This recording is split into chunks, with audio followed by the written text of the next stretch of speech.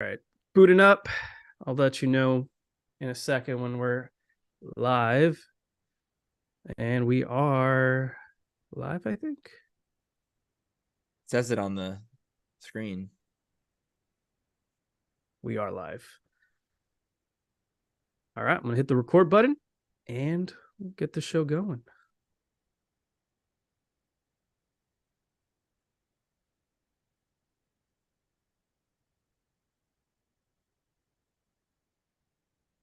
What is going on, Dodger fans? Thank you for listening to another episode of the Incline Dodgers podcast. We are presented by Fansided and Tick Pick. This is like our second episode, I think, of the official offseason, and the Los Angeles Dodgers have officially done nothing. But I am excited for this episode because the Dodgers are swirling with rumors right now. I can't wait to dive into it. We've got pitching options. We've got superstar hitters that the Dodgers are linked to, and the Dodgers have made a couple minor moves that we might dive into. If you're following on YouTube, please subscribe to the channel right now. If you're listening on the audio feed, make sure you are downloading and subscribing to our episodes as well. This is Kevin Klein speaking. Well, let's get going. It's just me and Jake Reiner tonight. Jake, what's been new with you? It's been about a couple weeks since we've last talked. There wasn't really much in the rumor market, but the Dodgers are swirling and they have a lot of players they're linked to as the hot stove is heating up. That's all I see is any notable player that's available. The Dodgers have been linked to. Most recently, it was Aaron Nola, who ended up going back to the Phillies. Turns out, according to one of the Phillies beat writers, the Dodgers offered a contract to Aaron Nola that was under what the Phillies ended up giving him, which was over $170 million. The Dodgers offered somewhere in the 165 range, if you're to believe that report. So what that tells me is that the Dodgers are willing to spend, which is a good sign. But other than that, I mean, the usual Ohtani rumors are out there. We've heard about Dylan Cease.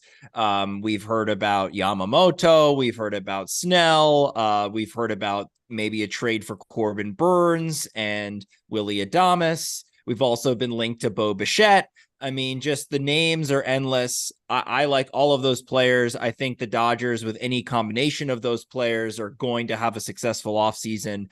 But as of right now, it's very, very quiet in terms of any of the big moves that the Dodgers are planning on making. I assume that once Ohtani signs with whatever team, that's kind of when we'll see the rest of the players get picked up. But don't know when that's going to happen. Right now, it's got to be Shohei Ohtani and two starting pitchers for the Dodgers this offseason. I think that's the clear agenda as they are missing a lot of arms based off last season. We've already lost Lance Lynn in free agency. I can't wait to talk about that in a couple of minutes. But my internet connection is unstable. I'm going to keep talking. Jake, are you there? Yeah, I can hear you, Kev. Oh, shoot. Okay. Rough start for the internet, apparently. Let me start that over. When is it not, Kevin? Right now, the offseason agenda for the Dodgers. Right now, the offseason agenda for the Dodgers has to be Shohei Ohtani and two starting pitchers. Jake already talked about that the Dodgers they were linked to Aaron Nola. They offered a pretty competitive offer, in my opinion, the $165 million. I think that was spread across 7 years, though, or 6 years. I think that was 6 years. Nola got 7 years, a little bit more from Philadelphia. So I like that the Dodgers are in it right now. In terms of the Dylan Cease rumor, I think that's where we should really get started. This seems like one of two major arms that the Dodgers are for sure going to target.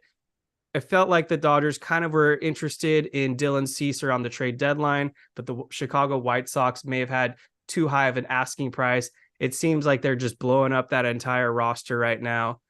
There was some reports from Bob Nightingale, who broke the Aaron Nola story, so we might as well give Bob his flowers because he says that the Dodgers are targeting Dylan Cease. He didn't mention if there were any other names that the Dodgers were trying to get along with Dylan Cease from the White Sox, but it is clear as day that the Dodgers are trying to work a deal out with Dylan Cease. In terms of what the Dodgers would have to offer to get Dylan Cease, do you have any kind of frame in mind what you think that package might look like?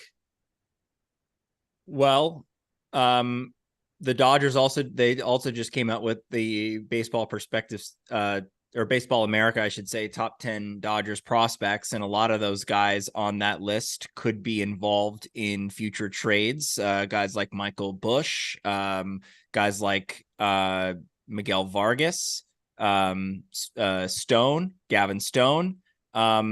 I'm not really sure what the price would be for a Dylan Cease. I would imagine that he's probably a lesser package than a Corbin Burnes, because Burnes is a Cy Young Award winner, and Cease certainly has that potential, but I'm not so sure that he's on that Corbin Burnes level. So maybe something a little less than that.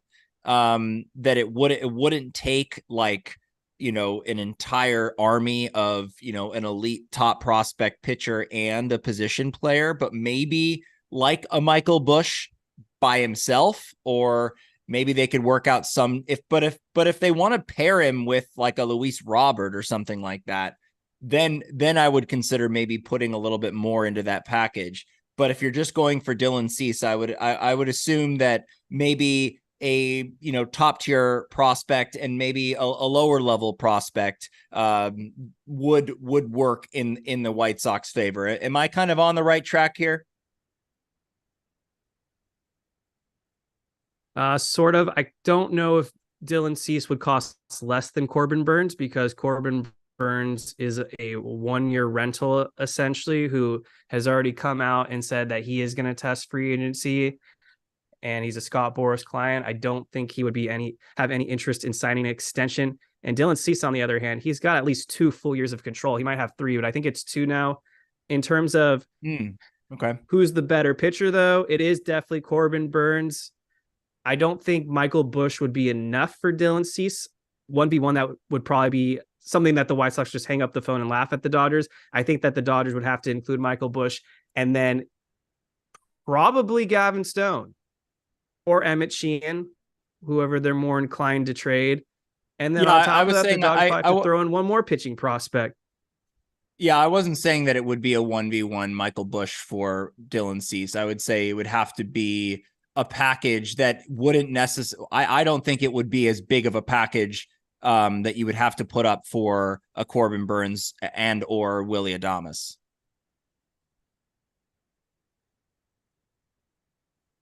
They're both going to be expensive at the end of the day. I do think that Corbin Burnes could slightly command a little bit more from the Brewers, but we're splitting hairs here, to be honest. I saw some rumors coming around from White Sox fans that they said that James Outman would have to be included in this Dylan Cease trade. No, thank you. James Outman is a corner, needs outfielder. So if you part ways with Outman, I don't want to live in a world where you have Mookie Betts either in right field or they put him at second base. And then you're looking at outfielders. Yeah. And then you're looking at outfielders like Chris Taylor in left. They'd have to sign another center fielder. I don't want Harrison Bader or Kevin Kiermaier, a scrub out there in center. And then Mookie Betts platooning with Jason Hayward again. No, thank you. What if they're going to have, what if though Luis Robert was in this package deal? Would you then consider Outman? You would have to have Robert in there for sure. Then I would do it.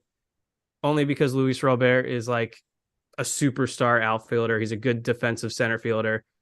But I think the Dodgers could potentially, instead of going after Robert, who's really expensive, why not just get Eloy Jimenez? They need a left fielder. I don't know that Jimenez has it in him to stay healthy for a full season. That's been the biggest knock on his career. But I mean, my God, this guy kind of screams Adolis Garcia to me. If you get him on the right team, his big right-handed bat who could just go bananas in the postseason. I feel like the Dodgers need someone along that caliber. Yeah, I agree. I mean, obviously you'd want him on the field, and that's been the biggest knock on his career, like you mentioned, but also Luis Robert too, to a little bit of a lesser degree. He struggles to stay on the field. So you're taking a risk there, especially with Eloy Jimenez. I wonder what his market is right now. I know I saw a report that the White Sox were being, they were willing to listen to offers on Eloy Jimenez, but I wonder if his market is a lot less now, given the fact that he's just hurt every season. Yeah, I I can't imagine that the asking price is that high for Jimenez, but it would probably cost a decent prospect. They have a lot of those. The baseball prospectus was really interesting because Diego Cartaya really fell down. I think he was the ninth Well, prospect he now had a in the bad Dodgers year. He did have a bad year. He really struggled. He hurt his market value. At this point, the Dodgers almost have to keep him to get that value back. It was a miserable Double-A season. But the other thing that kind of concerns me about Dylan Cease, I don't know if you can call him a clear ace. He hasn't been an all-star. He had his one incredible 2022 season where he finished, I believe, second in Cy Young. But then he took a huge step back this most recent season. And it's not like he's pitching in a tough division. He's pitching in the AL Central. Easiest division. For sure. And I mean, this guy also walks a lot at batters. I think he leads baseball usually in walks surrendered. Now, that's obviously something that the Dodgers can control. And at the end of the day, Dylan Cease does have nasty stuff. But I am a little concerned to overpay for a guy like Dylan Cease, who I do think he is, at the end of the day, a pretty strong number two. I don't know if he's an ace per se, but the one thing that I was reading about him was he had Tommy John surgery 2013, so that's about 10 years ago. And I mean, history is not on your side. Usually when you have your first Tommy John surgery, your elbow tends to last anywhere between like 6 to 9 years. So I'm not saying that it's going to happen again, but it does scare me for the Dodgers to potentially overpay for a guy who had the surgery 10 years ago, and then boom, year one, something happens. Now we're back in the same hole, but we've lost some top prospects because we overpaid for Cease. Right. And that's why I would want a package with like a Robert or an Eloy Jimenez or someone else on that roster that we could use other than Dylan Cease, maybe one of their relievers. I don't know, but I worry about that. And you know what you're getting with Corbin Burnes. I mean, is he a 2-time Cy Young Award winner, or he at least has one? He is the type of, he has one. He has the ace type stuff that could be at the top of your rotation. Don't really know that about Dylan Cease. I mean, I would assume that he would be competing with the likes of a Bobby Miller and Walker Buehler for that number one spot. And that's another guy. Walker Buehler's another wild card. You know, what is he, you know, what can you count on anything for him? In my opinion, I think you can count on nothing from him, or you should at least act as if you can't count on him for anything and prepared that he's not going to be there, so that if he is there, it's like an added bonus if he's able to be healthy and effective, and sort of the old Walker Buehler that we know and love. You plan for a rotation without him so that you can, you know, stack that rotation. And I just want to say, you know, I've sort of been banging my fists on the table to try and find guys that can perform in the postseason, mainly offensive players that can perform in the postseason. While I do think there is some value to that, I think I've sort of shifted my opinion on that, Kevin, and I'm kind of going maybe a little bit towards your side here. The focus has to be pitching no matter what, because once you get to the postseason, the offense is either going to show up or they're not. But the pitching is something that you can really plan for. You know, guys can pitch in the postseason. It's a lot. I don't want to say it's easier than hitting in the postseason, but you can control it much more in the sense that you can beef up your starting rotation. You can beef up your bullpen. You can stack your lineup as much as you want, but whether or not they show up in the postseason is a crapshoot. So you just got to make sure that you have a good enough roster to score runs, and then just pray that they come alive in the postseason. Pray that your best player on your team, Mookie Betts, doesn't go 0 for 11. Pray that Freddie Freeman bounces back from a down year in the postseason. And if you have great enough pitching, you can keep this team in games long enough to where they can wake up. And that's what we saw last season, where the Dodgers would start slow, then the 6th, 7th inning would roll around, then they'd wake up because the pitching kept them in the game. So that's kind of my philosophy now looking at this offseason. Yeah. you mentioned Corbin Burnes. We've both mentioned Corbin Burnes a number of times. Robert Murray said that the Dodgers right now, he thinks they're more likely to get Dylan Cease than Corbin Burnes. But my goodness, if you're banging your fists on pitching, I'm banging my head to get Corbin Burnes. I really want this guy. Last season, I felt like the cost was too much for Corbin Burnes. And I mean, he didn't even exactly pitch great against the Diamondbacks in the wild card round. He gave up a couple home runs at least in that defeat. But I think this season, he's motivated. It's a contract year. It's not going to be like the Julio Urias contract year situation. I'm almost certain of that. I think this is a guy that is really hungry to, one, compete for a good team. He'll have some run support without a doubt. Imagine if they have Mookie Betts, Freddie Freeman, and Shohei Ohtani to back him up with some run support, unlike the likes of the corpse of Christian Yelich and Lorenzo Cain for a couple years. And who else sucked for the Brewers? Oh, Keston Huera, just washed guys like that. But I feel like Corbin Burnes, man, on the Dodgers, this is a bona fide ace. Like, this is a guy you feel good about giving the ball to in game one, or if you're like Dave Roberts, who always plans for a game 5 or game 7 for whatever reason, he doesn't go for the sweep. He goes for the end game, which drives me nuts. But regardless, what I'm trying to say here is that Corbin Burnes feels like for sure a Cy Young caliber ace that the Dodgers could lean on heavily, give them 6 innings, probably pretty consistently with a shit ton of strikeouts. And so I feel pretty comfortable giving up a lot, even if it's just a one-year deal for Corbin Burnes.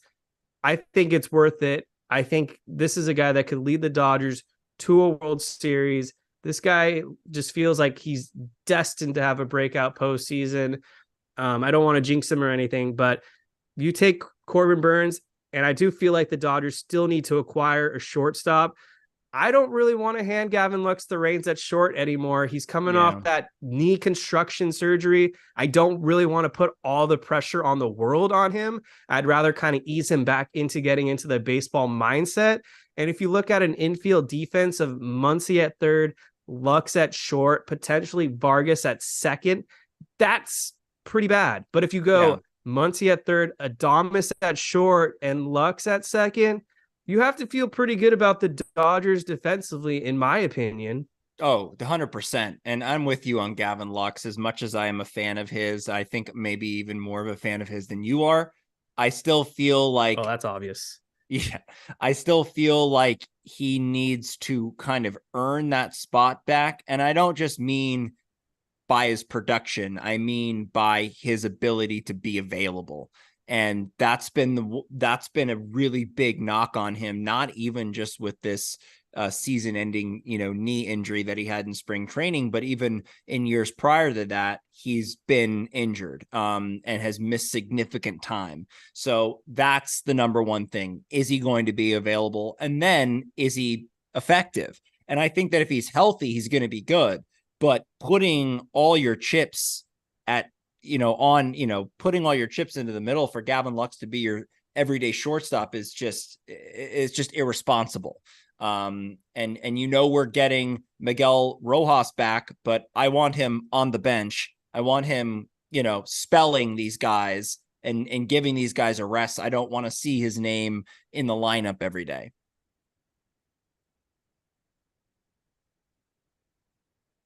Totally. My internet's been acting up. I'm going to look in the chat right now, see what people are saying out here. Guy White's not too optimistic. Spoiler alert, the offense will not show up. And then he also says, what about the guy that's pitching lights out in the KBO? I have no idea who we're talking about here. You're going to have to be more specific. But who I will talk about who's pitching lights out in Japan is Yoshinobu Yamamoto. The last time the Dodgers took a chance on a Yamamoto, he literally retired like a couple weeks later. Not going to be the same case with this guy who we've talked about a couple of times now, but I feel like Aaron Nola kind of set the market. If he got $172 million over 7 years, I'm pretty sure Yamamoto's camp is saying, well, if he got that, then we should be able to get something comped pretty close to that. And I feel like half the league is in on this guy. We already know multiple reporters have said the Dodgers are in on this guy. And yes, there are some people out there with the contrarian mindset saying, well, we haven't seen him pitch at the major league level. honestly, I feel like this is the most hyped Japanese pitching prospect that there's ever been, more than Daisuke Matsusaka, more than Masahiro Tanaka. I'm willing for the Dodgers to take a huge chance because this guy is only 25. He's shown nothing but just success out there in Japan. I mean, the numbers that he's putting on out there are astronomical. We're talking like low ones, lower twos sometimes, depending on the season. And I believe in his last outing, which was a World Series game, he threw 9 innings of one or shutout ball. He was also great in the World Baseball Classic. That too. I think. Go ahead. Go ahead. Oh no, you'll go first. I mean, I would love to get Yamamoto. I would love to get Yamamoto, Ohtani, and Burnes, and maybe one more outfield bat and call it a day. Like that would be a win for this offseason to get all of those players. And the Dodgers certainly can get all of those players. We'll just have to see how aggressive they're going to be. They haven't been that aggressive recently over the past couple of seasons, but I feel like what happened last offseason and also the trade deadline is an indication that they're going to be aggressive this offseason. What I don't want to do is waste another season of Mookie Betts and Freddie Freeman on this team and not go for the World Series title. We need to have like a Rams year, right? Where it was like it lined up perfectly for the Rams. Mm-hmm. They went out and got Odell Beckham Jr. They went out and got Von Miller. I mean, they stacked the deck and won the chip. Now it's been a couple of, down years after that for the Rams. And I don't think the Dodgers will be in the same boat because they're built for the long haul. But Jesus Christ, let's just throw our weight around and just get all this talent and just stack this deck as big as we can, because that's kind of what we're gearing up for. That's what I want to see. And I want to see that the front office is serious, because as we saw in their at year-end press conference, they basically said that they weren't going to change any personnel and that they didn't really feel like anything needed to change in terms of their philosophy. Well, okay, fine. If they're going to keep all of those guys intact, which I disagree with, but okay, fine. We're with you on that, I guess.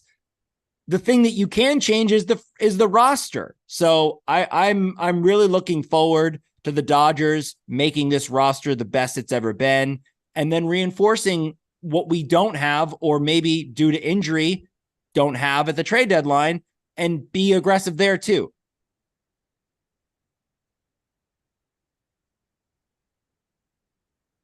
So far, the Dodgers really haven't made any roster moves, which is kind of frustrating. I was surprised that they brought back Victor Gonzalez and even Ryan Yarbrough, to be honest. I mean, they left Yarbrough off the postseason roster, so that kind of shows you how much faith they have in him. But I mean, can we end the Victor Gonzalez experiment already? I mean, the last time he was any good was 2020, and he's shown some flashes the last season or so. But this guy is just another Scott Alexander. I dread to say his name, but Victor Gonzalez is literally just Scott Alexander 2.0 again. They're giving him like $1 million to suck. We need roster spaces. The 40-man roster is now at 39 guys. That means they can only sign one guy technically, and then they'd have to get rid of people. Yeah, I disagree with your comparison between Victor Gonzalez and Scott Alexander, because Victor Gonzalez in that 2020 year all the way through, Scott Alexander never was even close to that level. But I do agree that has regressed significantly. We knew he had a bad knee injury. He was battling some other injuries, and he hasn't returned to form. Although last season, like you said, we did see some flashes. I don't see what the harm is in bringing a guy like that back, just to see what we've got, for lefties in the bullpen. Same with Yarbrough. I mean, he was effective throughout the time that we had him. And the fact that he didn't make the postseason roster, I don't think was that big of a deal, because I can't see a scenario in which we really needed him. It was already a foregone conclusion that we were going to lose that series in the first inning of game one. So I don't know what Ryan Yarbrough would have done in that situation, but for a full season to cover a rotation that has a lot of holes in it and is very injury prone, I like a guy like Yarbrough. I like a guy that you can just plug in and play, whether he's an opener, a starter, or a long man, or whatever the case may be. Fair enough. I can't really disagree with that assessment. At the end of the day, he is cheap and he will eat up innings in some capacity. I can't really pull up the chat right now, Jake, because my internet's sucking. So if you can let me know what people are saying out there, feel free to shout some people out. But in the meantime, I have some questions on Instagram. Let's start with Chris C. Etan. Do you think we should trade Alex Vesia? Trade him? I'll start with that. Yeah, trade Alex Vesia for the right price. Why not? I feel like Alex Vesia has really regressed, and they need to upgrade the lefties in the pen, to be honest. Caleb Ferguson was kind of a roller coaster seesaw experiment, but I feel like the upside and ceiling with him is probably a greater flash than what we're going to get with Alex Vesia. So if the price is right, sure, why not? Vesia is another young, controllable talent that has shown success in the past, and he had a pretty electric 2022 season before it went to shit in game 4 or whatever it was of the NLDS against the Padres. But he shouldn't have even been in that situation to begin with. I mean, if the package seems right to trade him in a deal that would get us like a Corbin Burnes or a Dylan Cease or one of those guys, yeah, I mean, of course. But like, just to trade him to get him off the team, I don't think that that's wise. Next up on Instagram, Javi791. If Dodgers trade off Vargas and Bush, what would you want in return? I think the answer lies in Milwaukee, and his name is Corbin Burnes. Yep, I agree with that. AO_Christian19. Who will be the Dodgers' first signing? And we're not going to count Ricky Vanasco or whatever his name is. I don't think we should count him as the Dodgers' first signing. Yeah. This is a prediction time. Well,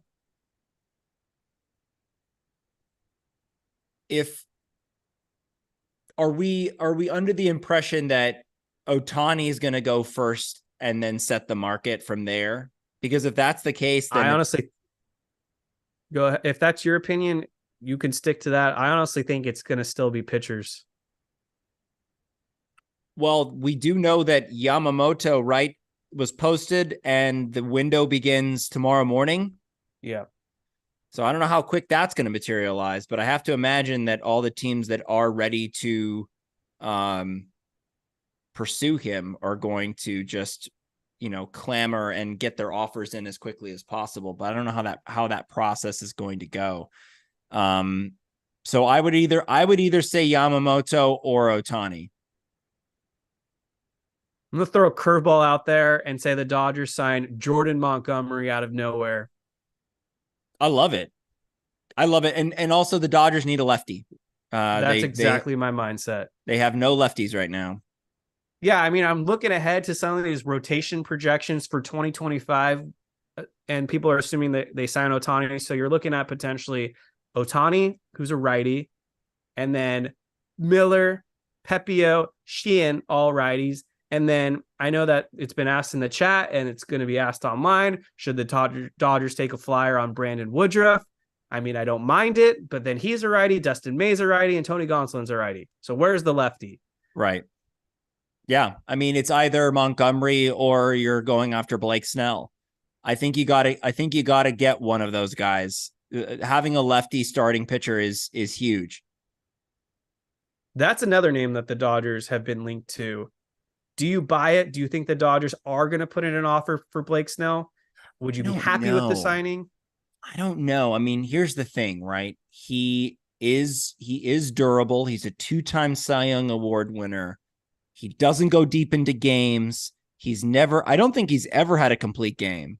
Or it's been a while since he's had one. I think I saw that stat somewhere.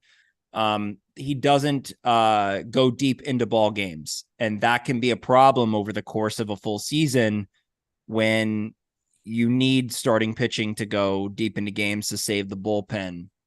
But it's hard to argue with not only his ability to win Cy Youngs in the regular season, but he's an elite postseason pitcher. He really, really comes alive in the postseason. So, I mean, looking at all of those things, I think he would be a great candidate for this team, but it might be too much money. And you got to look at it this way too. Would are you saying, is it either or, right? Are you either getting Snell or Yamamoto, or are you getting both of them? Like, who knows? I don't know how crazy the Dodgers, I don't know if they're going to go to the Steve Cohen level of just insanity. So which one would you rather have? I mean, obviously, Snell's the proven guy in the majors. Yamamoto, a little bit of a wild card, even though he has a ton of accolades in Japan, but sometimes it doesn't translate as well over to the United States. So, you either go with the devil or the devil you don't know. Yeah, absolutely. Harmony Davis, loyal listener. What about Sonny Gray? We've brought up Sonny Gray. I just feel like I didn't realize he's 34, so that makes me a little hesitant to give him a 3 or 4 year deal. Kind of feels like he's getting near the end of his career, and I don't really want to go through the Scott Kazmir or Brandon McCarthy experience again. Yeah, but Sonny Gray is obviously a better pitcher. Yeah, I was gonna say Sonny Gray's not on that tier. He's not, but I just don't feel confident with Sonny Gray as my game 1 starter. Game 3, sure, absolutely, but we still need to find an ace. And then that's where Michael Carrillo mentions Imanga. Imanga, I just don't have a good read on him yet, to be honest. He is a lefty, and so that is actually intriguing. And if the Dodgers miss on Yamamoto, which I mean, probably is more likely than not, if we're being honest, because just of how aggressive his market is, then sure. I mean, he's a great fallback option, and he's a lefty, so I wouldn't hate it. I think here's the thing, right? If you lose out on Yamamoto, it's not the end of the world. If you lose out on Ohtani, it's kind of the end of the world. I mean, it's not the end of the world, right? I mean, I don't want to go so hyperbolic here, but I'm saying that, like, you can't not get Ohtani. If you don't get Yamamoto, it's fine. There are so many other options. We mentioned them: Snell, Montgomery, Gray, Burnes, Cease. I mean, there are so many options out there. The market is rich with pitching. So if you don't get Yamamoto, then there are other options on the pitching side. But you got to get Ohtani. That has to be the priority. And if you don't get him, then I think we're not in trouble. But, like, come on, how can you not get him? We whiffed on him when he was posted to the United States, when the Angels came in and got him. I did hear one little nugget, though, that basically Ohtani's going to hold it against teams that leak stuff. And I mean, the Dodgers, again, that's a feather in their cap, because Andrew Friedman and Brandon Gomes, really keep a tight lid on things. So that might play in our favor too. All right, we're about a half hour into the show. I feel like the rust is off me now. I'm about to get into my groove. But first off, the Incline Dodgers podcast is sponsored by TickPick. There's still a lot of sports going on. There's still concerts going on. And if you're looking for the best deals out there with no service fees or hidden bullshit fees, TickPick has literally events for anything covered. Lakers are awesome right now. Clippers are even getting it together. The Rams are in the wild card hunt, technically. I don't know what's going on with the Chargers, but if you want to watch them, go ahead, all through TickPick. And then I think the Ducks and the Kings are in there. I don't know anything about hockey, but if you like hockey, look them up. TickPick. They're in the regular season, so you can still watch games. There you go. Okay, so there's one massive rumor I want to get to in a second, but back to Lance Lynn. So I think it came out earlier today. Lance Lynn signed with the St. Louis Cardinals. The only reason I'm bringing him up, to be honest, is because he pitched for the Dodgers half a season. So it's relevant for anyone that hasn't heard that Lance Lynn is officially on a new team. The St. Louis Cardinals gave Lance Lynn $10 million with, I think, a second-year club option or something if he somehow gets his shit together, which I'm not too optimistic about. But I mean, my goodness, what a slap in the face. What a middle finger to your fans if you are in the St. Louis Cardinals world. I mean, this is a team that desperately needs pitching, and to go out there and you have a lot of great pitching options out there and you go for Lance Lynn right away. That's just a disgrace, to be honest. I mean, if I'm a Cardinals fan, I'd be absolutely furious. You're signing a guy who gave up 50,000 home runs, had an ERA over 5, set an NL or a MLB record for most home runs in a single postseason inning, and you're trying to compete in a kind of a weaker division, and Lance Lynn is your first guy off the board. Get the pitchforks ready, Cardinals fans, because you know what that's telling me? They don't give a shit about next season. They're punting. I don't know if you can go that far about this move because, again, it's at the beginning of the offseason, and so we don't know what the Cardinals are going to do. And I think that Lance Lynn does have some value in the regular season. I mean, we saw it with the Dodgers, even though you didn't like him on the mound as a Dodger, and he ended up being horrendous in the playoffs. But he eats innings. To get through a long season, you need a guy that's durable that can go out there and eat innings. He's not going to be your ace. He's probably going to be their number 4, number 5 pitcher. He'd be a number 5 pitcher on pretty much any roster at this point, given the stage of his career where he's at, right? So I see the value in it, but yeah, I mean, if that's their only move, then yeah, that's a huge middle finger to the fans because for all intents and purposes, I thought they were going to compete in 2023 and they just didn't. They were terrible. They were so bad that, we started talking about maybe Nolan Arenado gets dealt. We still might be talking about that. Who knows? The Dodgers have been linked to Nolan Arenado forever. Nothing's ever happened on that front. So to me, it's like, okay, it's an okay move to start the offseason, to get some starting pitching, to get some depth. But in terms of it being their only move, I don't know. We can't say that right now. They'll make other moves, but I'm not too optimistic about the Cardinals. Well, hey, you should just be happy that we didn't pick up. What did he have, a club option or something?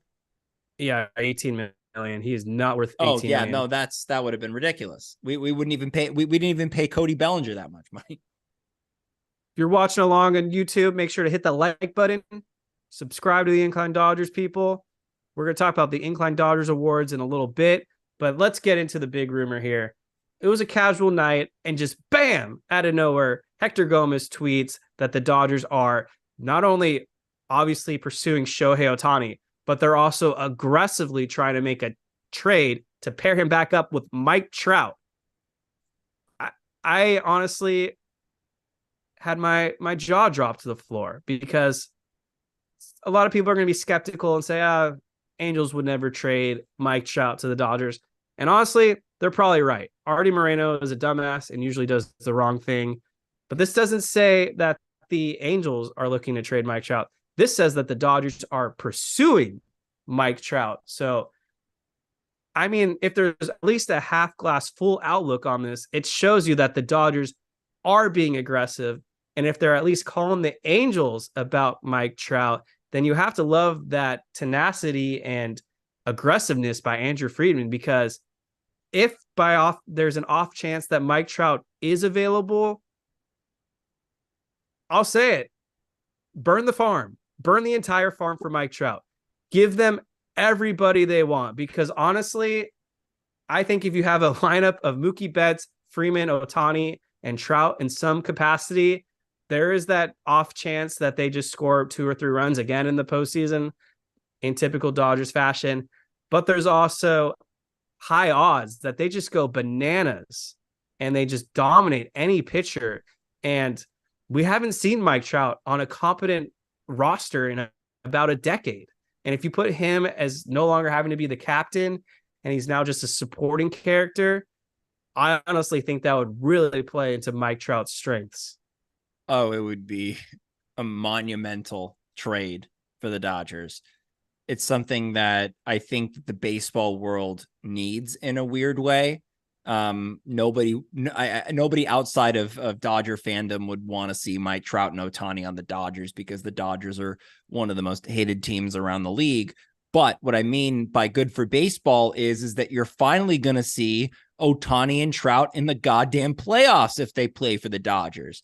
You're not going to see Mike Trout in the playoffs for the Angels. I don't care what Ron Washington says that they're going to run down the West. Okay, let's see it. Let's see Anthony Rendon play a game. You know what I mean? So I think it would be an amazing trade. I don't know the validity of it. Again, Hector Gomez has been a pretty reliable source as a reporter. I mean, he has come through on some things from what I remember, but I haven't heard anything since then from any of the sort of the normal run of the mill guys like, Passan or Rosenthal or even our guys, Fabian Ardaya. I mean, we haven't heard anything from anything more other than Hector's tweet about Mike Trout.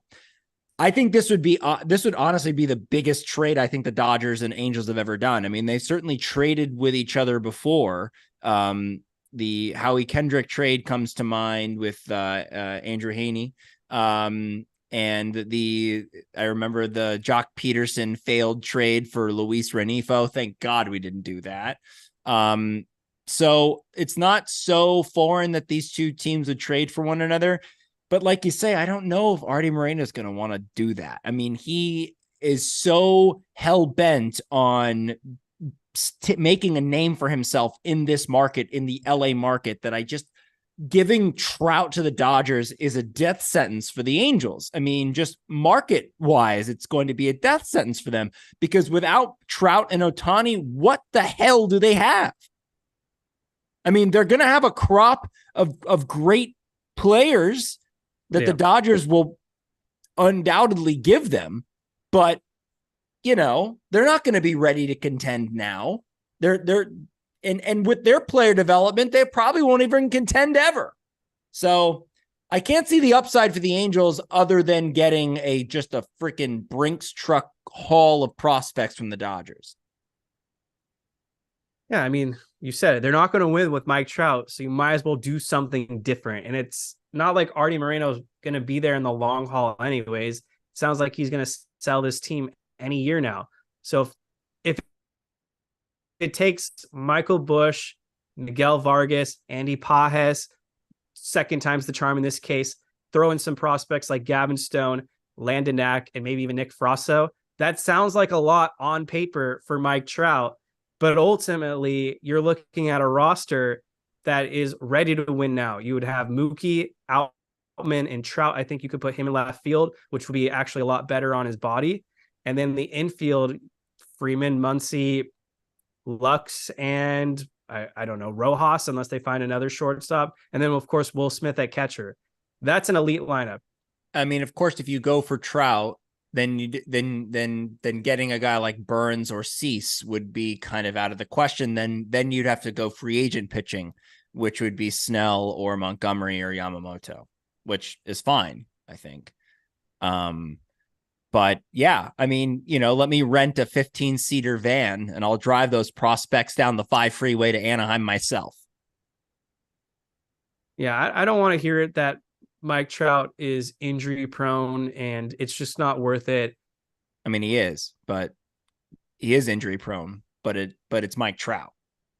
Yeah, I mean, well, not to put it in other sports terms, but people said the same thing about Anthony Davis. And you know what they did year one? They won an NBA championship. Mike Trout is basically like the Anthony Davis of the major leagues now. But if Mike Trout can put it all together for one season, if the Dodgers can harness a way to put less of a toll on Mike Trout's body, because I don't think he should be playing center field anymore, you're looking at an all-time lineup with the guys I mentioned in Ohtani. And also, to go back to your analogy, the Lakers did give up a pretty big haul for Anthony Davis, but what is that netted? I mean, we still don't know what the Pelicans are. You know, Brandon Ingram's a great player, but I mean, the rest of those guys, I think it was like Josh Hart was involved and Lonzo Ball was involved. I mean, those guys didn't really. I mean, Josh Hart's playing well for the Knicks. Lonzo Ball's out of the league pretty much. So Larry Nance, I believe, was in that deal too. He's a good player, but again, it's like, you know, you never know with these guys. You never know what these prospects are going to turn out like. And with the Angels player development, you know, you just can't trust that these guys are going to come to fruition. I mean, look, I think you have to get rid of Michael Busch at some point. And he is at the peak of his powers right now in terms of his tradability. Because if you're not going to put him on the roster, which they really haven't made that an effort to do so, then you got to trade him. Same with Vargas too. I mean, they gave him a good shot. They gave him a pretty decent runway last year. He didn't come through. Maybe year 2's different, but these guys are great players. They're great minor league players, but you just don't know what they're going to be like. And if the Dodgers aren't going to play them on the team, then give them to someone else and get a good talent in return. There's some good comments in the chat. I mean, I agree with Harmony that the Angels don't know how to handle their injury-prone players. I mean, they basically forced Shohei Ohtani into Tommy John surgery. Just absolutely reckless.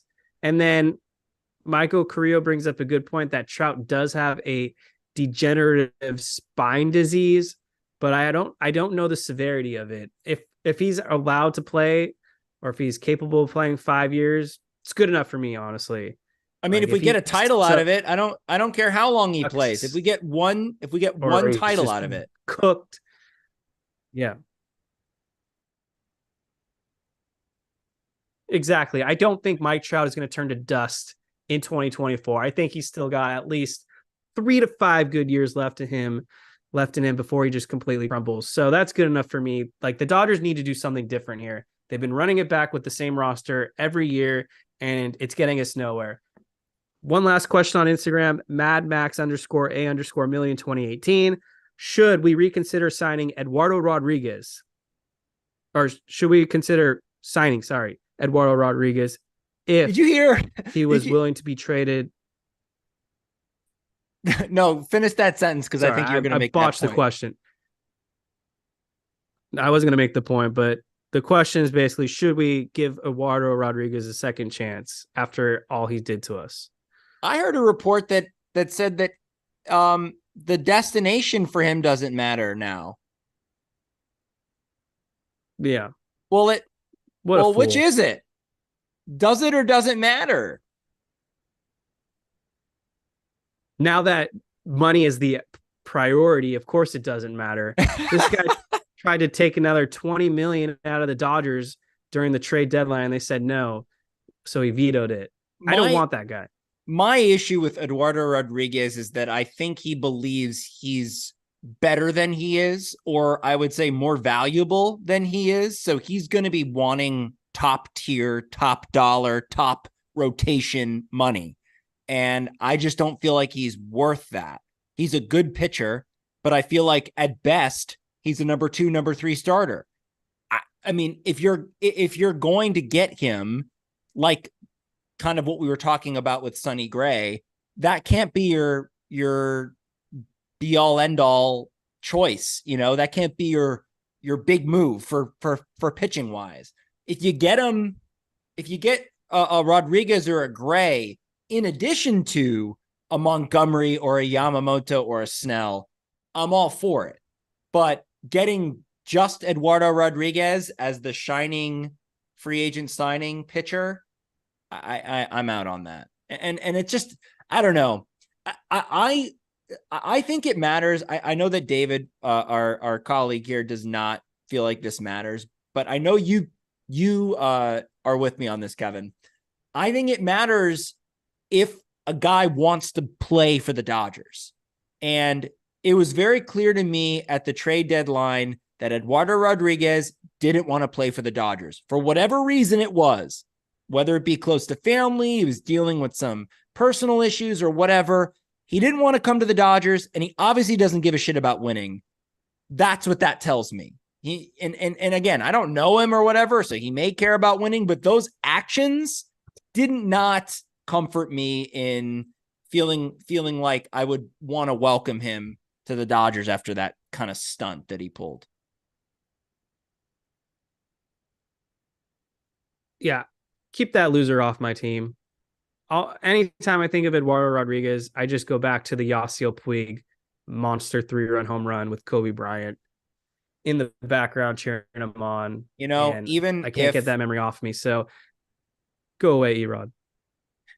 Even if the Dodgers ended up losing that World Series, which they may have, I wanted that fucking game so bad because of what it has meant since then. I mean, the glove throwing on the ground, Kobe Bryant in the stands, Rich Hill was dealing. Ugh. So that's always going to leave like a good and bad feeling, a good and bad taste in my mouth. But what Rodriguez did at the trade deadline will forever leave a bad taste in my mouth for him. Yeah. And Ivy's right. Bro ghosted JD Martinez. Sick. Just a sick MF. So I just dropped in the chat. The third annual Incline Awards are finally here. I dropped the nominations where you can vote now, people, on Friday. And we already got some results in early on. So just to kind of tease things, the Eric Gagne reliever of the year is pretty close right now. Ryan Brazier and Brusdar Graterol are going at it. Another funny one is the best blooper GIF worthy moment. This one's super close. We've got Brett Beatty misplaying a pop-up and eating it in the face. The Phil Bickford no effing way face after Ryan Brazier cleaned up a bases loaded mess. Then they'll go Rojas mic'd up on ESPN and Ryan Stanek with the Bach meltdown. So that's a pretty close award right now. Let me see what else we've got. The Gerardo Parra Ultimate Dodger Killer is pretty close as well. Berger, Carroll, Snell are some of the nominees to pay attention to. Zombie Nation Home Run of the Year. A shout out to Mookie Betts taking Josh Hader deep. Let's see. Oh, host's most wrong take. This one I think is going to be a runaway. David is out with the flu, but my goodness, he's going to take home the crown, I think, for confidently picking the Padres to reach the NLCS while proclaiming that the Diamondbacks are frauds. I mean, basically the complete opposite happened. We went with Jake saying that the Dodgers would start 40-10, and me thinking Ohtani would get traded to the Dodgers by the MLB trade deadline. And then, of course, you can vote for the Dodgers MVP, the Dennis Santana Memorial Gargantuan Nutsack Award, which there's one clear front runner out there right now. When you see the nominations, it's pretty clear. But I mean, Vesia got nominated again because he's kind of like a green jacket Masters. He'll just be in there until he doesn't win. Ryan Brazier's in there. I think Brusdar Graterol's in there. Is Bickford in there? Evan Phillips. Bickford for that award? Yeah, remember when he pitched like 3 innings? Oh, you know, Bickford. I don't even think I think I forgot to nominate Bickford. Wow. That would have probably gone for like best individual game. That's an honorable mention for sure. Bickford might get his flowers.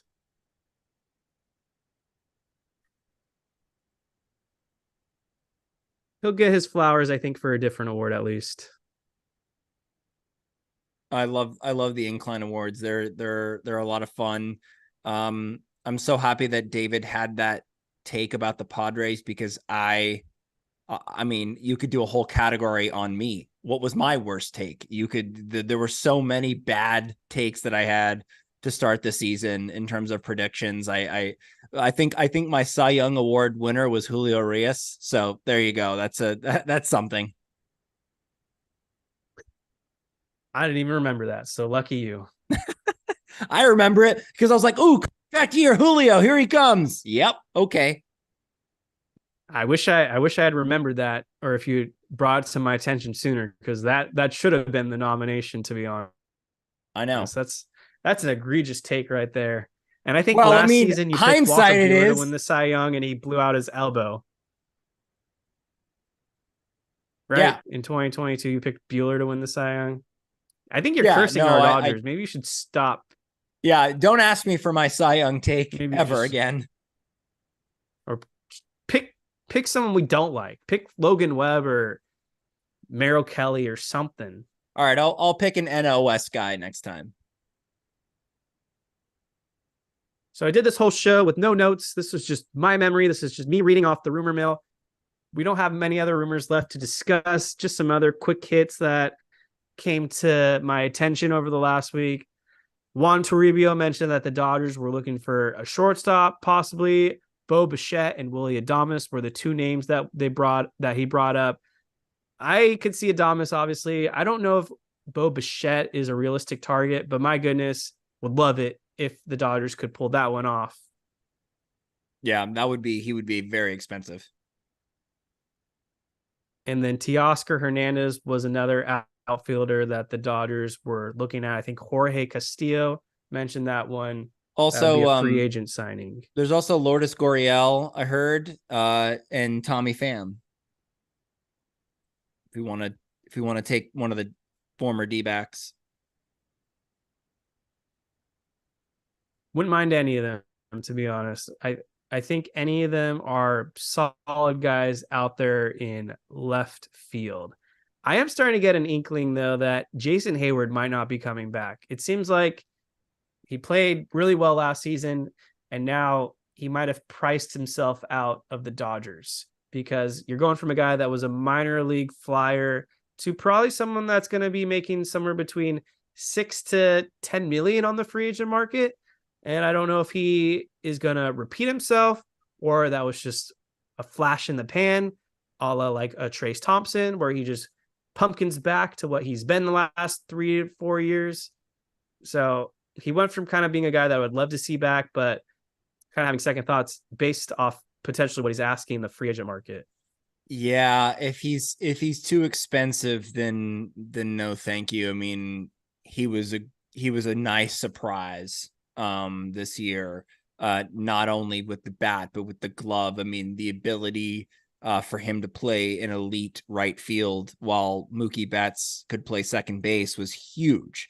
But I would like to fill second base and shortstop with some legitimate options so that we can keep our Gold Glove right fielder in right field. I like the fact that Mookie can play second, and I like the fact that he can play short in a pinch, but I just want him with the least amount of distractions possible so that he can just focus on playing right field and hitting and just being ready for the playoffs. That's all. Feel that. All right. What came to my mind right now? Thanksgiving is just a few days away, and I feel like we always mention it this time of the year when we do a podcast right before Thanksgiving. So I was trying to think of like something off the top of my head, how we could have a Thanksgiving take this season. First of all, want to wish everyone that's listening a happy Thanksgiving. I hope you've got your turkey and all your sides in order. If anyone's got good recipes, feel free to drop them in the comment section or shoot us a DM on our social media, because I'm always open to learning how to cook better. That's something I want to improve upon. So this is what I was kind of thinking, and I'm getting weird here, but let's say that the Dodgers players are a Thanksgiving feast. How do we categorize these players? So I think the first one that comes off the top of my head is Mookie Betts is the turkey, because essentially the turkey carries the entire night. If you have a bad turkey, then I think that throws off the whole meal. So it's kind of like Turkey's Mookie also Betts the in the main postseason. character. That too, and the MVP. So like the postseason, Mookie was a disaster, and that was a trickling effect. The entire Dodgers roster in the postseason was a disaster, and I think that started with Mookie. So that's why I think he's the turkey. Freddie Freeman, kind of think he's the stuffing, because in my opinion, stuffing is the second most valuable dish of the night.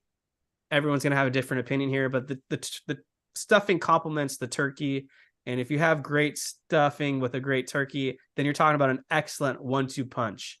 Yes. After that, though, this is where I'm going to need your help, Jake, to kind of break down what we're thinking. Okay.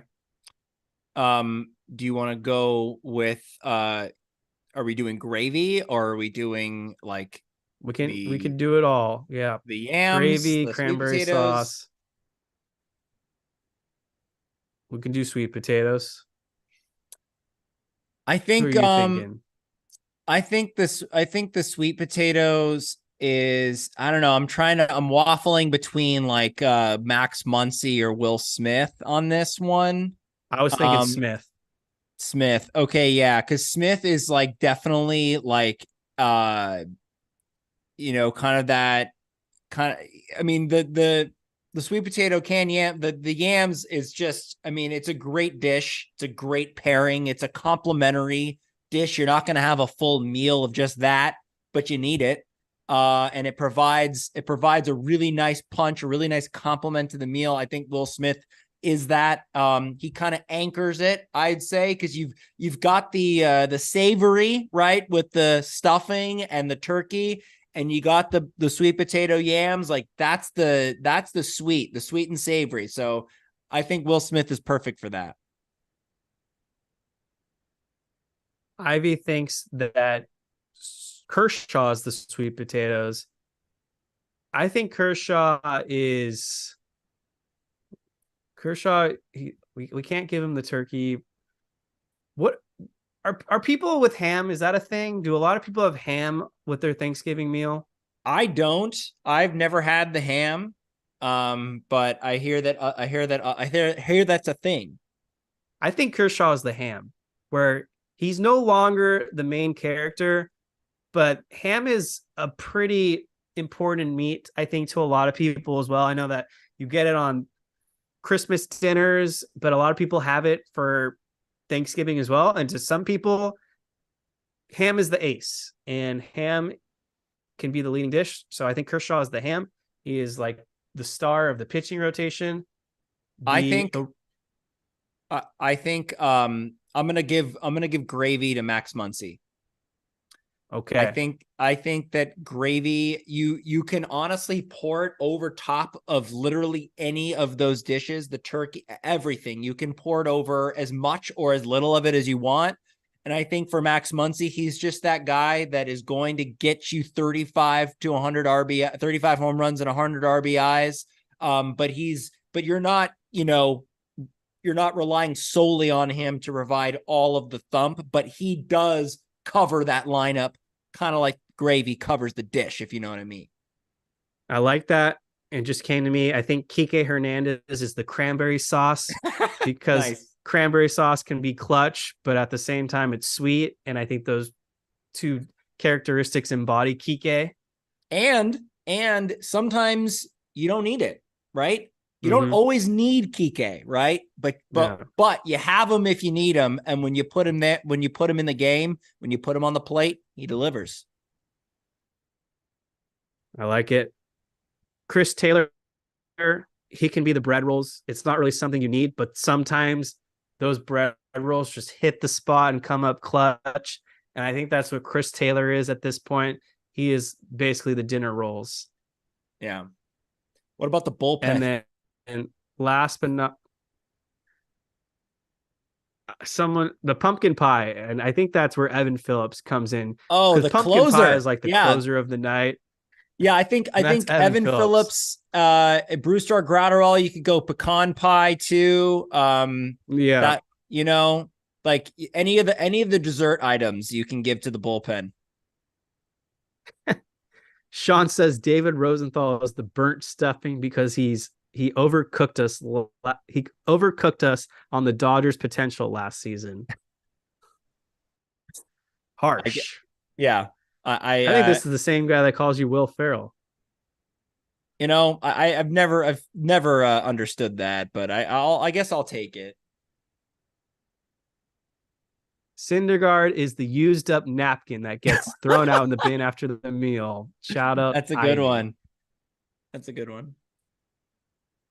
I think that covers the Thanksgiving meal. That was fun.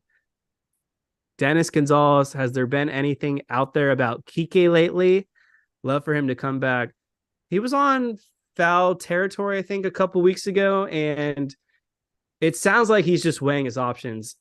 He had a really down season, and he's not a starter anymore by any means. I think he's just hoping for a contract.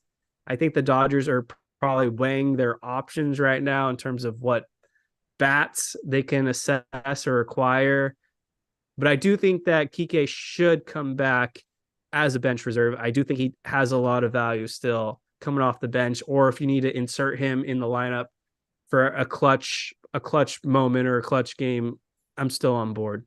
I think the difference is that not only is he not a starter anymore, but I don't think he sees himself that way, which I think is important because that's the main reason why he left for Boston, was because he wanted to be a starter.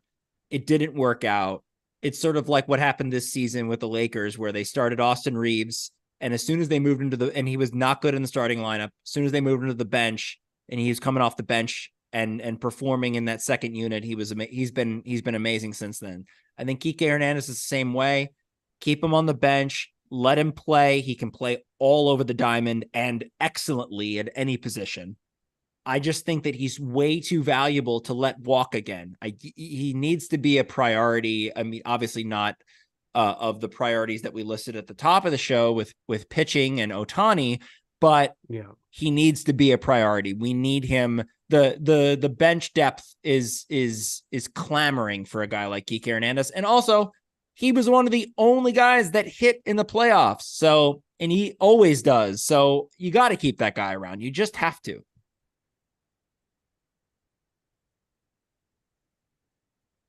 Yeah, I agree. And like I was saying, I don't think Kike is going to price himself out of the Los Angeles Dodgers budget at this point in his career. So they could find a roster spot for him pretty easily.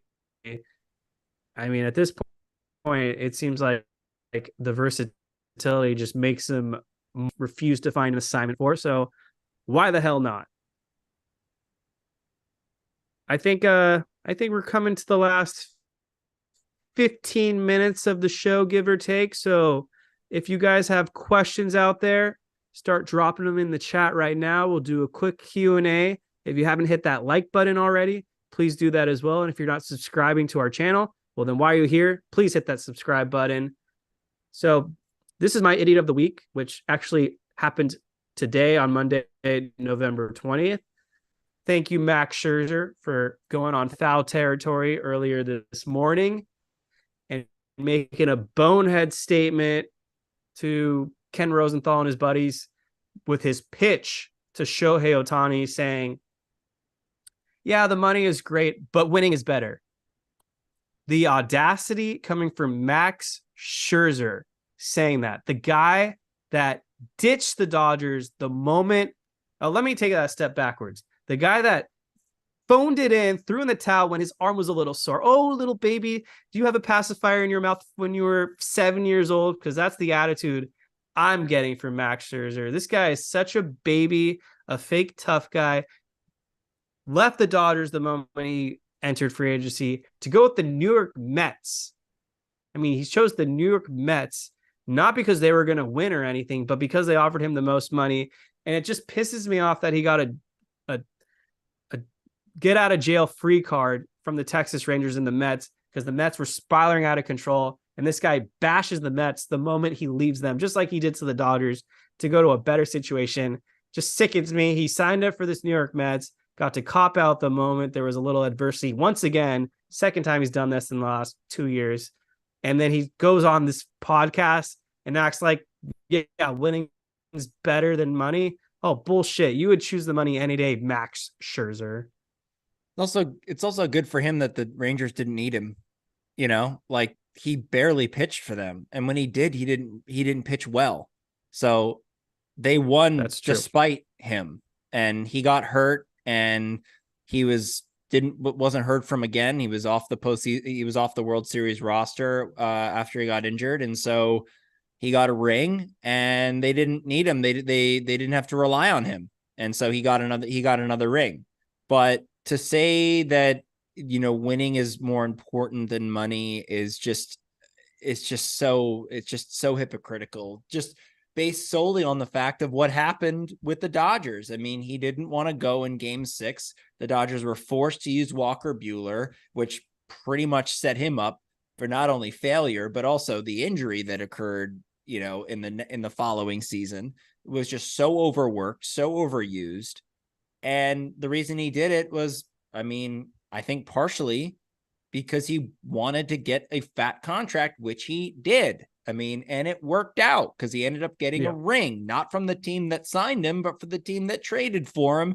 And he didn't even step up for them. So yeah, I'm tired of this. And Ohtani's not going to the Rangers. All right, Jake, got a couple quick segments I want to get from you. First of all, give us your thoughts on the Craig Counsell contract. And then after that, read off some of your thoughts on the Hall of Fame first year nominees. Okay. Well, I've heard a lot of takes on the whole Craig Counsell thing. And one of them is that, now he's the highest paid manager in baseball. And when you look at, what NBA head coaches get paid, what NFL head coaches get paid, what college head football coaches get paid, baseball managers are not paid as lucratively as those other sports. So I think this was sort of like a precedent setting type of contract for him. Oh man, Jake, I wanted your initial reactions. Well, I'm getting there. Okay. I'm getting there. So, but I'm giving the context, right? Like I get all of that. But Craig Counsell, that's the guy we're setting the record for, a guy that hasn't won anything as a manager. He got his team to the NLCS one time, I think, and it was against the Dodgers, and they beat him. I get that he was in Milwaukee. They didn't have a lot of resources, blah, blah, blah, but he had an MVP in Christian Yelich. He had Ryan Braun, but after his MVP season, he had a Cy Young in Corbin Burnes. He had an elite closer in Hader and Devin Williams. He had the pieces. He had the good teams and couldn't get it done. And now the Cubs are paying him the most money in all of baseball. And I get it. He's a good manager, but to me, it was like, I don't know why we're shelling out this much money for this guy that hasn't won a single World Series title and has never taken his team to the World Series as a manager. I know he's won rings as a player. I'm not being stupid here, but I'm saying as a manager.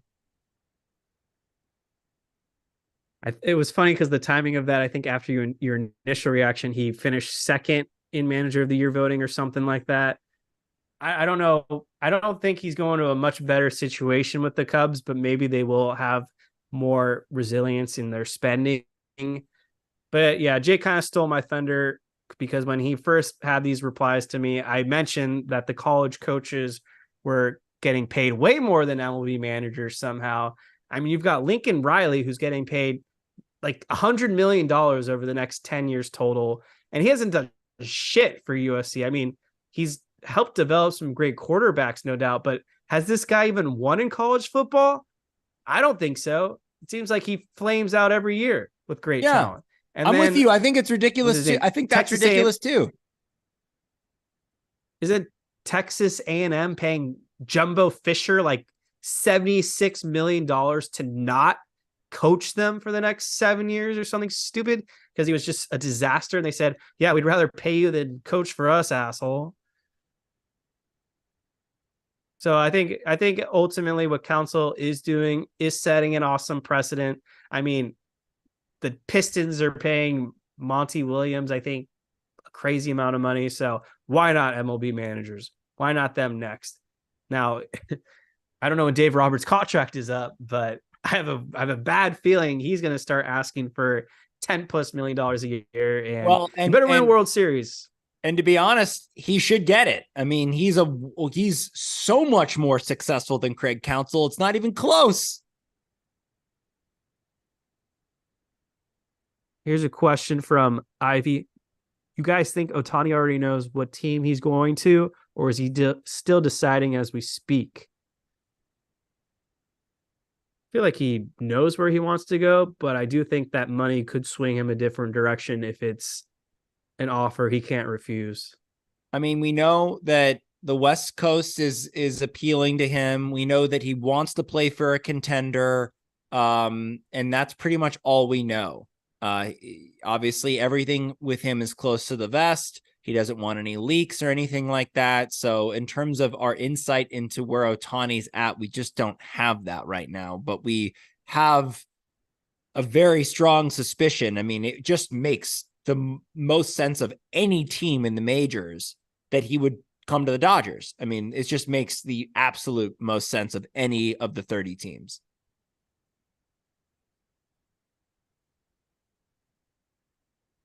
Definitely.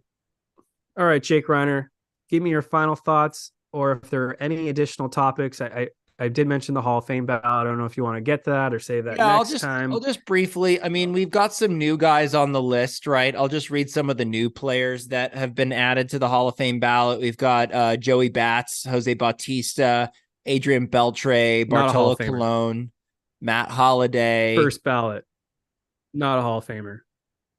Which one? Not a Hall of Famer. Who are you talking about?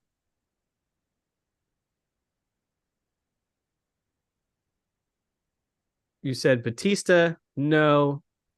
Then you said Beltre, yes. Bartolo Colon, no. And whoever the other one was, I think no as well. Okay. Yeah, sorry, your internet is delayed, so I didn't hear what you said. My apologies. That's okay. We've got Victor Martinez, no. Joe Mauer, maybe. I think Joe Mauer has got a good Hall case. Of Famer. He's got a good case. Might not be first. That's what I was going to say. That's what I was going to say. Maybe not first ballot, but he'll make it at some point. Brandon Phillips, Datu BP, no. Jose Reyes, no. No. James Shields, absolutely not.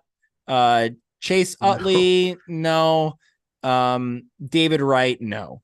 I think out of all of those new guys I just mentioned, Adrian Beltre is a first ballot Hall of Famer. I would be shocked if he doesn't get in first ballot. I mean, that guy is one of the greatest third basemen of all time and just an absolute model of consistency throughout his entire career.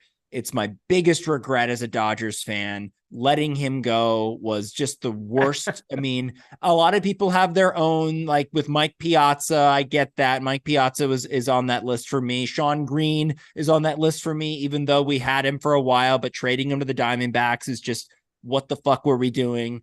For Dioner Navarro, what the fuck? Getting mad all over again, not paying Adrian Beltre. And then we had a fucking decade plus of just nothing at third base. Couldn't find a third baseman until I think Juan Uribe. I don't know. And he wasn't even good for his two first years. Casey Blake was decent. Oh yeah, Casey Blake. Casey Blake was good. You're right. Maybe it was until Casey Blake. But yeah, Adrian Beltre is going to be a first ballot Hall of Famer. And then there's a bunch of guys that are still on there that I think, I mean, we've discussed it. Andrew Jones, I think, could get on there, although I don't think he did it for long enough. I mean, he had a great run with the Braves, a great 7-8 year run with the Braves, where he won all those Gold Gloves. And has, I think, the most home runs by, I don't want to say maybe, no, I mean, Griffey has the most home runs. No, I'm not making up a stat right now. Anyways, yeah, whatever. So whatever. We'll talk about all those guys later. Chase Utley, because Maria G brought him up. Chase Utley is really close. He's like the Hall of very, very good. He might get in at the very back end where it's like year 8 to 10, where he's almost off the ballot, but he's not a first ballot Hall of Famer. I never viewed him as like a true Hall of Fame talent. He was always just a really good baseball player. And maybe he makes his case because he is one of the best second basemen ever, but it's going to take a few years. I don't think he's getting in. Dennis Gonzalez agrees about Dennis Gonzalez agrees with you, Jake, about Sean Green. Sean asking, which rooftop bar am I streaming from? I wish I was streaming from a rooftop bar. And then this will be our last question, I think, from Ivy. What is your guys' favorite restaurant in Los Angeles? I am going to go with this Italian restaurant in Brentwood called Toscana. I think it's one of the best Italian restaurants. Really? Yeah.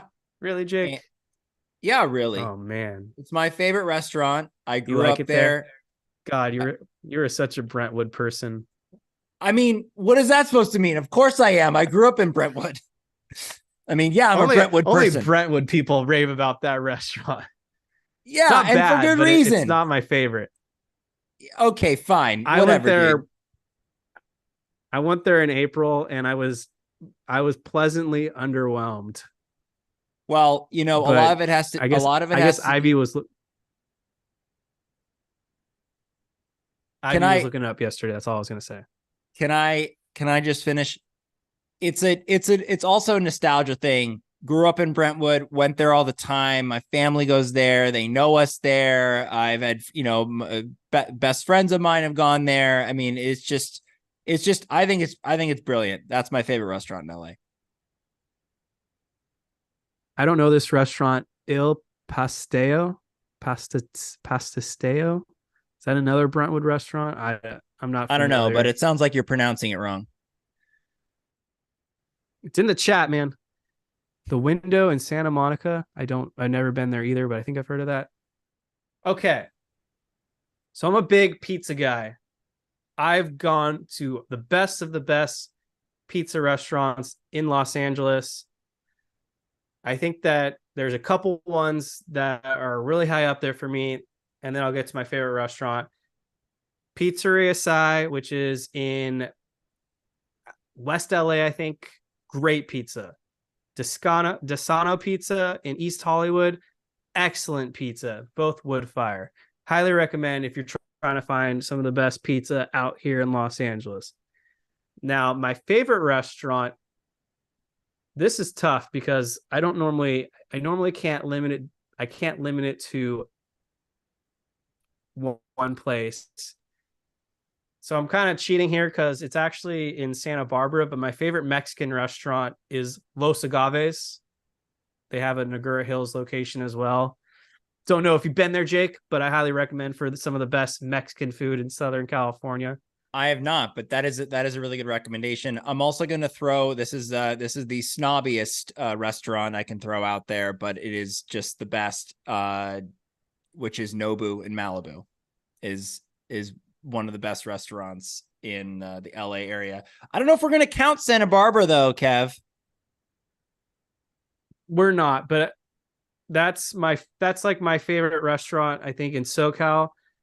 But my favorite restaurant, I guess, in LA, I've been to Bestia. I wasn't impressed. Went to Hatchet Hall in Culver City. Oh no. I hated Hatchet Hall. It's so Really? highly recommended and it's so hyped up. I didn't like it. I didn't get it. I didn't like it. You get the cornbread? Yeah, the cornbread's great. But didn't do it for me. I guess we're just on different wavelengths. We have different palates, which makes this podcast the best. You are a sparkling water guy, so I'm not surprised. What the fuck does that mean? It's dirt water. That's my hottest take, is that sparkling water sucks. All right. We're off the rails here. Let's close out the show. Final thoughts or anything you want to talk about in the last 3 minutes. I'm just ready for this Dodgers offseason to get going, but I'm really enjoying the Lakers right now. I think that it's been a really fun, interesting season so far. They finally have a winning record. I think they're coming together. I just wish they were a little less reliant on LeBron. I want the supporting cast to kind of wake up and pull their weight. I want to see what we have with Vanderbilt and with Gabe Vincent. That's one thing. And then I'm also, even though I know a lot of Rams fans out there are upset that the Rams won because it means that their, draft pick is going to get ruined and they're not going to get as high of a draft pick. But as a fan, I'd love to see the Rams win. I know that nobody expects the Rams to win anything, but like, I love being in that position. I love being in that scrappy, no one thinks anything of us position. And the Rams have they're in the hunt for the playoffs, and they're playing Arizona next week. So I think that if they win that game, things could get really interesting. That was a sub tweet because I'm one of those Rams fans that the season's over, but whatever. Sean said Jake Reiner has the more sophisticated palate. So there you go. And Dennis Gonzalez says, right on, Jake, Rams house. And Harmony thinks I'm a numero unos guy, even though I don't think I've ever been there, but I don't really want to go there. Domino's is the best of those fast food chain restaurants, but I've kind of cut that place out because it's not healthy. No, it is not. All right. Oh, wow. Ivy. Can Jake put your top 5 restaurants in the Discord? I guess he likes your take. So you might need to drop your top 5 in the Discord chat. The Incline Discord chat. It's in there if you guys haven't joined. Okay, so my final thoughts are I don't expect much action for another week or so. It's Thanksgiving time. Andrew Friedman's going on podcasts. He's sleeping at the wheel. Usually, I think the Dodgers really get into high motion early December. That's when they really get things moving. The winter meetings, right around the winter meetings. That's when Shohei Ohtani is going to sign. That's when probably Yamamoto will sign. That's when Blake will probably sign as well. A lot of people are speculating Ohtani is what's going to get this market moving.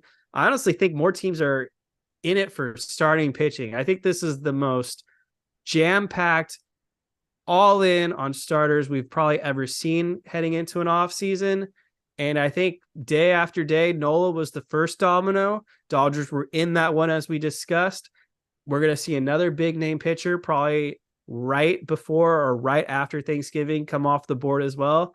And it wouldn't surprise me if you see the Dodgers linked to that guy as well. I think that any week now, the Dodgers are going to land a big fish. It's just a matter of who.